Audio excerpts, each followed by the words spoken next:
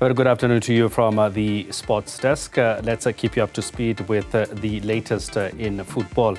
Banyana Banyana coach Desiree Ellis was pleased with her side's performance as the women's national side defeated Malawi 3-0 in an international friendly in Soweto. Banyana is playing to host the Scorchers in 2 international friendlies as part of the preparations for the upcoming WAFCON tournament. Sport reporter Vuyo Macoba joins us now from UJ, where the game was taking place. Vuyo, a very good afternoon to you. We saw Banyana Banyana in action a little bit earlier today, an emphatic and convincing win. What was the reaction, particularly from the coach, looking at the game? A good afternoon to you, Kwena, and to the Newzroom Afrika viewers. Certainly, from Coach Desiree Ellis' side, when you speak to her now, post-match, just reaction to the match. Pleased with the performance, of course. There's still a little touch-up of the things that she still wants to do, and I think she'll get that opportunity come the second match on Tuesday. I mean, you've got some of the players who hadn't had the opportunity to play, especially when you look at the domestic league and the problems that have been happening in that setup with some of the players who are especially playing in domestic football, not getting the chance to play in the Super League. So bringing them in now, there's still a bit of that rustiness because that league had its own problems in terms of resumption and stuff. And of course, some of the international players that either joined the team later on or haven't had the opportunity to sort of get that playing time, kind of a little bit rusty. But overall, from Coach Desiree Ellis, happy in terms of ticking quite a few boxes. And I think those little boxes will certainly be elevated come the second match. One of the things that, though, would have halted some of the players in terms of how they would put up their performance today would have been the pitch conditions today, which we're going to show to you. I mean, this was some of the things that we sort of touched on as the matches were sort of starting to start. I mean, it had been raining conditions earlier on in this week, and of course there was a bigger sign that the match might either be postponed, as we seeing visuals earlier on drawing into the match where some of, measures were put in to try and get some of the water out of the field. As you can see, even sort of in this area of the pitch, a closer side in the area of pitch, this is on the upper side of it. You see how damp it is. And I think on the biggest part would have been, getting closer to the goal positions where, especially Banyana Banyana, were sort of attacking in the first half of the field. That goalie is sort of getting a lot of attacks from the Banyana side. You can see from this side, sort of damp it is. And of course now, it has raised the question in terms of the second match, whether or not it will come back here at the Soweto UJ Stadium. We might just get an announcement coming into, leading up to the days, whether it's today or tomorrow, whether or not Banyana Banyana is going to play that second match back here at the UJ Soweto Tempest if the conditions are looking like this, because definitely it will halt Desiree Ellis from trying to reach out of the players or getting the best out of the players in these 2 matches if they come back and play in the field like this. So possibility that it might move to another stadium on Tuesday. We're sort of seeing and hearing from the side with, President of SAFA, Danny Jordan, speaking on the side here. We also heard a little bit in terms of Coach Desiree Ellis trying to relay to him to see if, there's a possibility. I mean, Dobsonville Stadium is also not a distance away from here for Banyana Banyana to move in their stadium. I mean, they are the African champions in any way. You can open up a venue like that for them. Kwena? Let's look at the game itself. Banyana Banyana winning by 3-0. And looking at the players that Coach Desiree Ellis had called up for this camp, particularly, one would say the best that we have. What did you make of the game itself? And also some of the internationals that came to play, the likes of Khatlana also was part of the setup for today's match. Standout players, Kwena, I mean, from Coach Desiree Ellis' side as well, talking about the quality that these players have. And I think that's why she also brought them in this time of, the preparations for WAFCON 2025 that is coming up later on this year in July back in Morocco. A few months back, early February, we were at the same stadium here where Banyana Banyana played the Lesotho side. And of course, that group was composed of the younger players that Coach Desiree Ellis wanted to sort of integrate into the senior setup. And this time around, she wanted to bring, of course, the experienced players.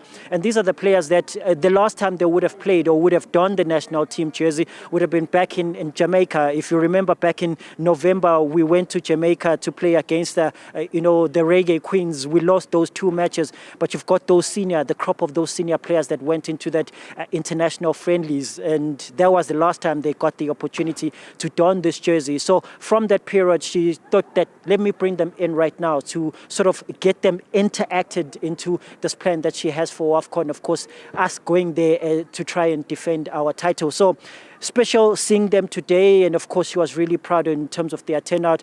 In terms of their quality, of course, you wouldn't have asked for more. They were going to come in and produce a great talent. In the first half, Thembi Kgatlana being the one that sort of tries to play the ball in for the Malawi defender to sort of then be cautioned, and us ending up getting that penalty in sort of the first half that Linda Motlalo sort of converted for the second goal of Banyana Banyana. And also the other players that were in, Jermaine Seposenu are also here. And it's also giving us a sight of the type of team and the setup of the team that she wants to go into WAFCON with. And of course, a crop of this group are the ones that hold that title or hold those medals from WAFCON 2022 that we won in Morocco back in 2022, yes. There was also a lot of talk about Mpumelelo Nyandeni leading into this game and this camp particularly. She did not make the final 11 today. Are we likely going to see her this next game on Tuesday? You'll excuse me, Kwena, as I keep moving and just sort of blowing my nose a bit. It's freezing here in Soweto. But in terms of that, I mean, I think these 2 matches are playing host, of course, to celebrating 2 veterans of the game. For Nompumelelo Nyandeni, we had known, Kwena, that she wasn't going to play this match today because between the two, there were 2 veterans that were going to be celebrated. In this case, they used the opportunity to celebrate Noko Matlo, an outstanding player, 174 caps at 39 years old. She's still playing a trade in team football in Spain, but of course on the national team setup, dropping, what do you call this? Dropping her duties, starting back in 2007, playing a first match against Nigeria, going on to become a Women's African Player of the Year.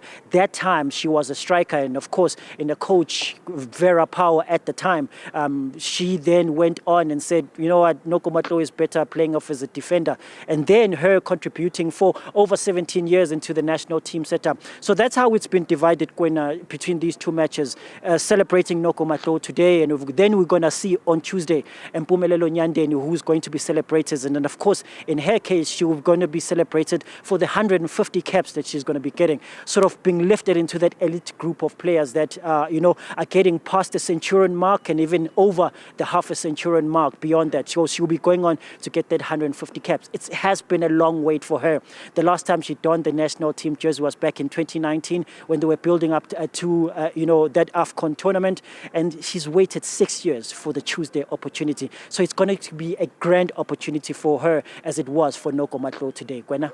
Amazing stuff. Speaking of Noko Matlo, at the age of 39 years and still representing her country and playing overseas, absolutely amazing. But I want to touch on the younger players. You spoke about the previous camp where Coach Desiree Ellis has brought in some new players, trying to see what they have. Are we seeing already her plan in terms of integrating them with those that have been there, that were part of the squad over the years, and some of the veterans that we are seeing at the moment? Certainly, I think in the bigger idea of the fact that you've got some of the players that are sort of shifting out. I mean, Janine van Wyk, now Noko Matlo, and some of the others, that little integration. I can say that she was happy with the crop of the group, even though when they were playing against Lesotho. And I guess looking into the future of what women's football on the national side is keeping up on, she's been happy with some of the players that she's been picking in. I mean, a younger player in Mibe who plies her trade here for UJ Ladies got the opportunity to play today. I mean, she got a standing ovation as she came out into the sort of the second half of the period. And this is some of the players that she was getting a debut today. I mean, some of those little players, or younger players, if I may say, that are getting those opportunities into the senior team. Of course, Desiree Ellis looking at that bigger picture of the future of South African women's national team. She's been happy with that on the side, to be honest with you. And another player, I mean, Shakira is also another player that got the the opportunity to be fielded today or be on the bench even in the later part of today's match and getting that little time at the second half. So that integration of bringing in some of these younger players, she's sort of been happy. And I think the bigger picture is just with the attitude of these players in putting up their head and saying, fine, we are getting this opportunity and we're going to take it up with both hands. Vuyo, you spoke about the weather and it being cold there. What was the support like from the people of Soweto to come out and support Banyana Banyana in this encounter? Was the turn-up good enough, or did they stay away because of the cold?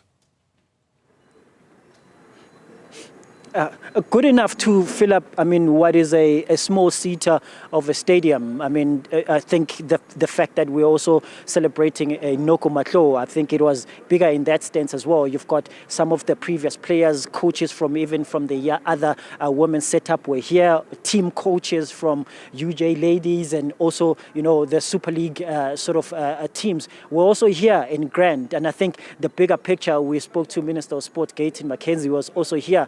And he was saying that he had also come here, not for Banyana Banyana, he had actually come here for Noko Matlo because of the outstanding work that she had put up. So him coming in here, we've got the Premier, Panyaza Lesufi had also come here. We've got SAFA President Tani Jordan, who also in the midst of those were coming here to also watch Banyana Banyana today. So I can definitely say in terms of the seating part, it was also filled up. We've got a group of the younger players that were also here singing for the Banyana Banyana national team. The weather didn't push fans from coming out here. And I think in terms of the football side, with a lot of the festivities or the bigger festivities happening in Polokwane there with Pirates and Chiefs playing, there's a larger group that said, you know what, we're going to be here and support our national team, whether it's a friendly match or not, but we're going to turn out today and make sure that they get the win, but bigger than anything else, show them our full support as they continue that build-up to WAFCON 2025.